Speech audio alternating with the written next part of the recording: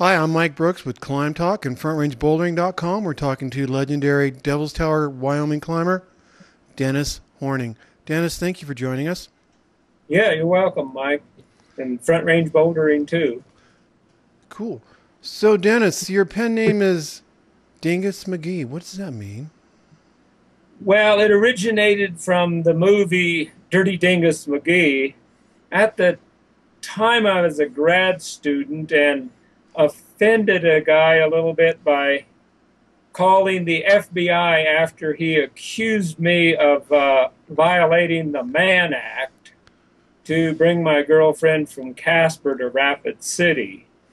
And he was quite good at caricatures, so he made up a large number of one-sheet papers and pasted them around campus, and everybody started calling me Dingus McGee. Well, at a later date, I started climbing, and I sort of got rid of that nickname.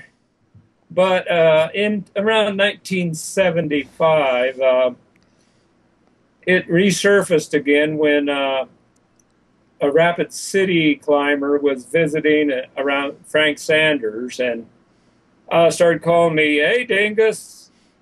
And it took off again after Frank asked, "Hey, now, was he calling you Dingus?" And I said, "No, I don't think so." But he wasn't able to slip it by.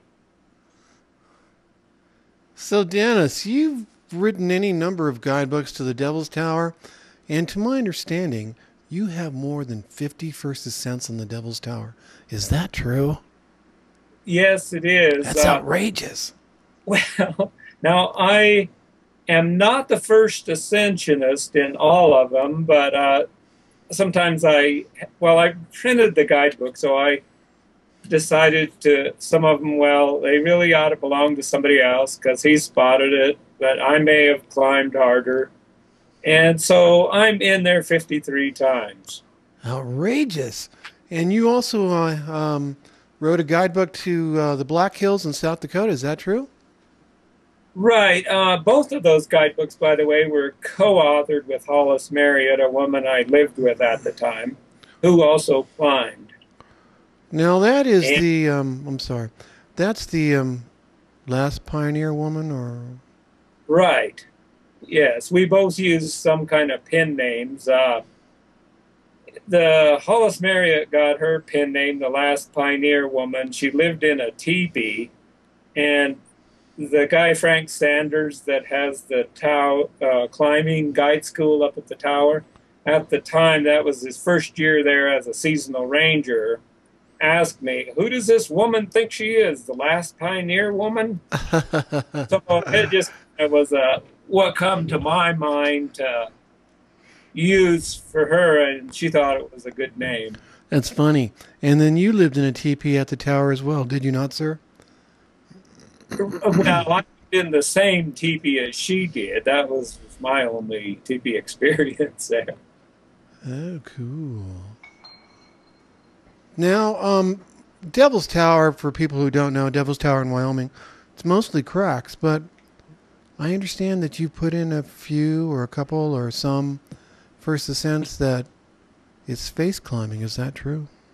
Right. I put up the first one. It's called Everlasting in 1981. That was the first one? Yes, first face climb that went up. It didn't go clear to the summit. It went up a prominent column on the northeast side. What kind of gear did you guys use for that face climb? Well, it pretty much is all bolts. There's a little bit of crack at the very bottom, but the rest was bolts. Now, Dennis, let me ask you. I think I'm probably right. Were you at one point anti-bolting? And if such is the case, what was the turning point for when you started to bolt? Oh, I never was anti-bolting. I come from the Needles, and bolts are part of climbing there, too. And then you have a guidebook to the Needles, the Black Hills of South Dakota, the Needles. Right.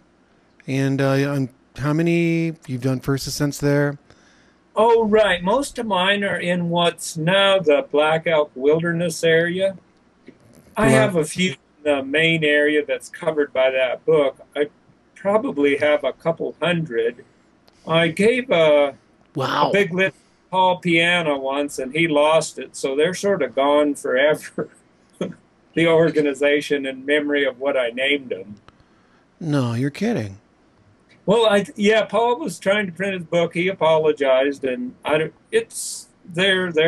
It's like I should have maybe made a backup copy. Yeah, I would think. Now, Black Hills. Back in the day, was there a bolting war going on there? Tell us about that.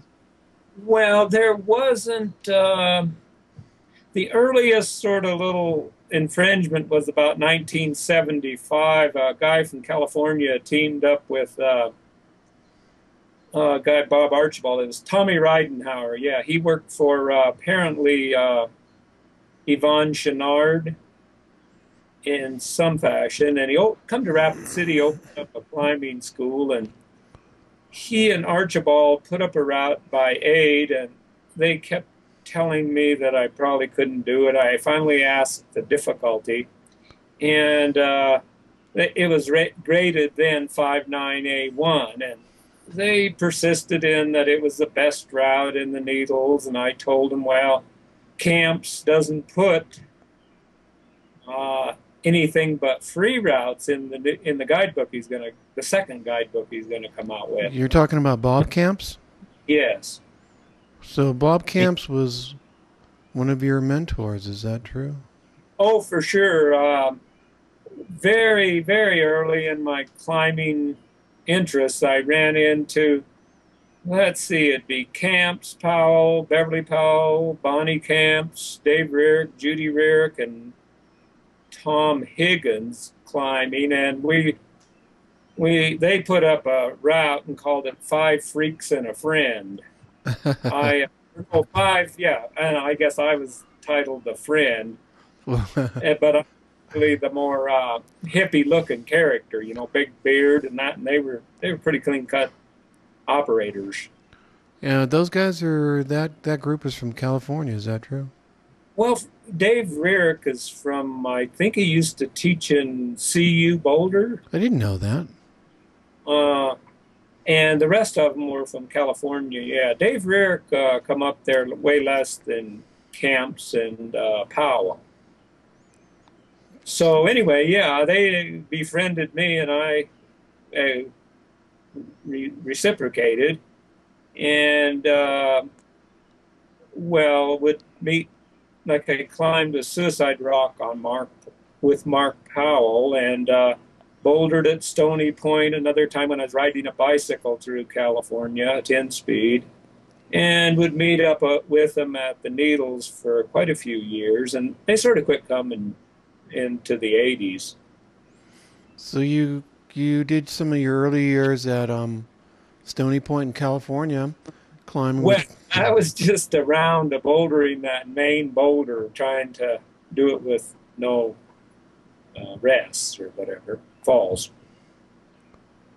And is that where I understand you climbed with the legendary John Gill, is that true?